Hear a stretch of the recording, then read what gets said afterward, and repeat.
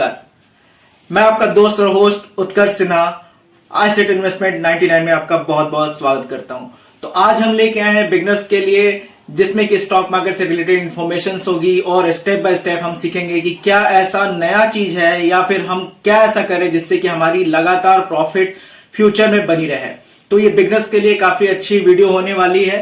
तो आप अगर आपको ये वीडियो प्रॉपर अच्छी लगे तो आप इसे जो बिगनर्स है, जो नया स्टॉक मार्केट में अपनी इन्वेस्टमेंट करना चाहते हैं, उनके साथ शेयर भी कर सकते हैं। तो आइए बढ़ते हैं टॉपिक की तरफ। तो हम यहाँ पे देख ले कि आखिरकार इन्वेस्टमेंट या शेयर मार्केट होता क्या है। तो भारत में शेयर लाने के लिए दो बाजार ज़्यादा फेमस हैं। पहला है BSE और दूसरा है NSE। तो किसी भी कंपनी को, जैसे कंपनी कोई स्टार्ट होती है तो सबसे पहले स्टार्ट होती है प्रोप्राइटरशिप से। उसके बाद बड़ी थोड़ी सी कंपनी होती है तो वो होती है प्राइवेट लिमिटेड कंपनी, और उससे भी अगर थोड़ी बड़ी हो जाती है तो वो लिमिटेड कंपनी हो जाती है। तो लिमिटेड होने के बाद उसमें IPO लाती है कंपनी शेयर मार्केट में, यानी BSE और NSE में रजिस्टर्ड होने के लिए IPO लेके आती है, जिसे इनिशियल पब्लिक ऑफरिंग कहते हैं। बॉम्बे स्टॉक एक्सचेंज में 5000 से ज़्यादा कंपनियां रजिस्टर्ड हैं, जिनमें शेयर्स परचेज या सेल किए जाते हैं। वहीं NSE में 1500 से ज़्यादा कंपनियां रजिस्टर्ड हैं, जिनमें कि शेयर्स के परचेज और सेल किए जाते हैं। BSE के 5000 शेयरों में से सिर्फ और सिर्फ हाई वैल्यू वाले 30 शेयर्स गवर्नमेंट निकालती है और उसका आंकड़ा प्रतिदिन जारी करती है कि वो 30 शेयर क्या प्रॉफिट में है या लॉस में है। उसके ऊपर ही आधारित होता है कि BSE में लॉस होने वाला है या प्रॉफिट होने वाला है। मतलब 5000 शेयर्स में से सिर्फ और सिर्फ 30 अच्छे शेयर्स निकाले गए और जिनके बिहाफ पे BSE में प्रॉफिट या लॉस दिखाया जाएगा। ये सरकार प्रतिदिन करती है।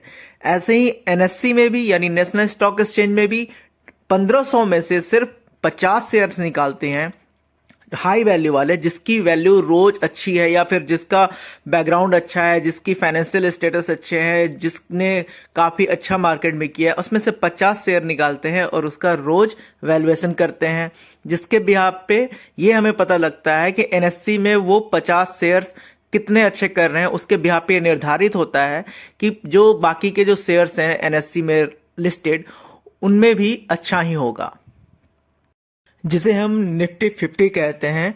और आज निफ्टी 50 की जो वैल्यूएशन है वो 17,700 से थोड़ी सी ज़्यादा है।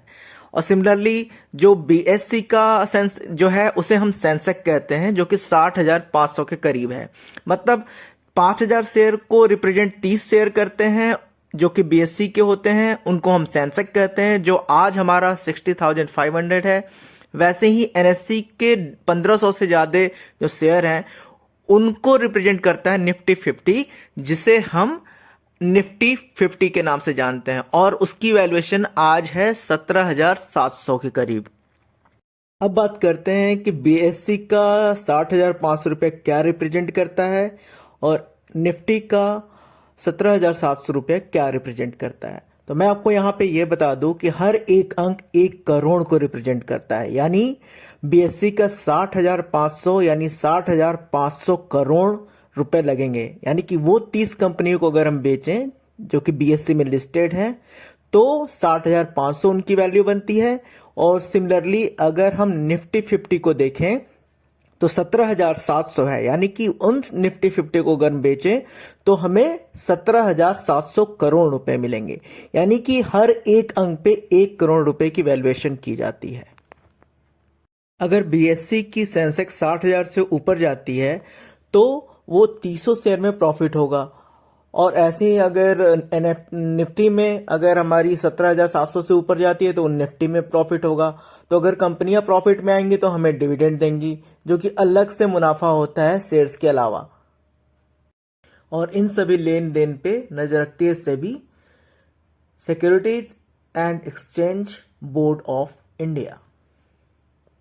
और इसका ये काम होता है कि जो BSE में रजिस्टर्ड कंपनियां हैं या फिर NSE में रजिस्टर्ड कंपनियां हैं, वो अपने लीगल वर्क जो उन्होंने रिप्रेजेंट किया है वो तरीके से वर्क कर रही है नहीं कर रही है, उनका financial structure according to the law सही है या नहीं है। अगर किसी तरीके से किसी ने गलत तरीके से रजिस्टर्ड कर रखा है या लिस्टेड कर रखा है तो उस पर फाइन और उसको डीलिस्ट भी करती है। ये था पहला पार्ट। इसका दूसरा पार्ट हम जल्द ही लाएंगे। अगर ये वीडियो आपको अच्छा लगा हो तो लाइक कर लीजिए, सब्सक्राइब करिए, जिससे हम आपके लिए ज़्यादा से ज़्यादा नॉलेजेबल वीडियो लाते रहें। Thank you.